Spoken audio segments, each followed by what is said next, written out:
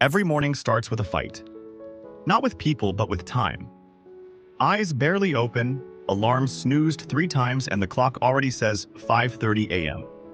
He has to catch the 6:15 local train, or the office swipe-in will mark him late again. His house is far too far. 2 hours of travel through packed buses, dusty auto rides, and sometimes even standing on the footboard of overcrowded trains. He doesn't complain. This is life of an IT guy. By the time he reaches the office, the body is tired, the mind is not yet fully awake, but the tasks have already started. The calendar is full. Meetings, stand-ups, deadlines, review calls. No time to relax, no time to even breathe sometimes. Breakfast? Usually skipped. Lunch? If lucky, maybe by 3 p.m. Coffee? Just a reason to stand for a minute. At his desk, he stares at code, diagrams, reports, dashboards. One tab for emails, one for Slack or Teams, one for Jira, and 20 others open for survival. And in the middle of it all, a ping from the manager. Can we have a quick sync? Quick. Nothing is quick here. That quick sync might last 45 minutes and still leave him with more confusion than clarity. Then comes the client call. Time zones don't care about dinner plans. Calls at 9 p.m., 10 p.m., even midnight sometimes. Can you just stay back a bit today? We're almost there. That's the favorite line. In the evening, when people outside are wrapping up their work and heading home, he opens another task. A bug that came from production. A report that didn't run. A senior manager who wants a demo in the morning. He stays back, sometimes till 9, sometimes even 11. And then begins the journey back home. Another 2 hours.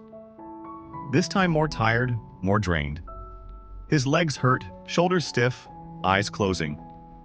But there's still dinner to be managed, groceries to be picked up, maybe a crying baby to be comforted, maybe a parent to take to the hospital the next day. He eats late, sometimes from a roadside shop, sometimes leftovers, sometimes nothing at all. He scrolls his phone for 10 minutes, looking at memes about IT life, and laughs. Not because they're funny, but because they're true. His weekends? Not always free. Sometimes support work, sometimes urgent releases, or just household responsibilities that were pending all week. Washing clothes, cleaning rooms, fixing the geyser, paying bills. No time to rest. No space to even think. People think IT guys have it easy.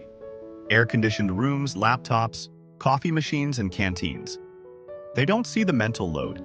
They don't see the pressure to constantly upskill, to chase the next certification, to keep pace with technology that changes every month. They don't see the fear of layoffs, the sleepless nights during app releases, the guilt of not spending enough time with family. They don't see him canceling his own doctor appointments to finish a sprint. They don't see him forgetting what day it is because every day feels the same. Sometimes his wife gets upset. "You're always working," she says.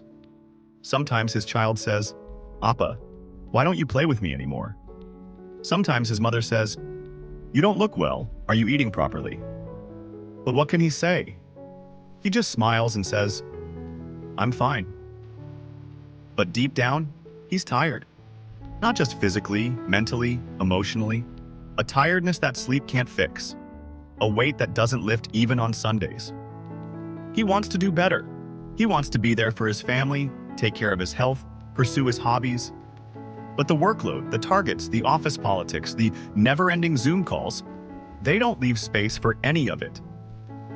Still, he wakes up again the next day, puts on a smile, logs in, because he has to, because his family depends on it, because society sees him as the strong one, the provider, the unshaken pillar.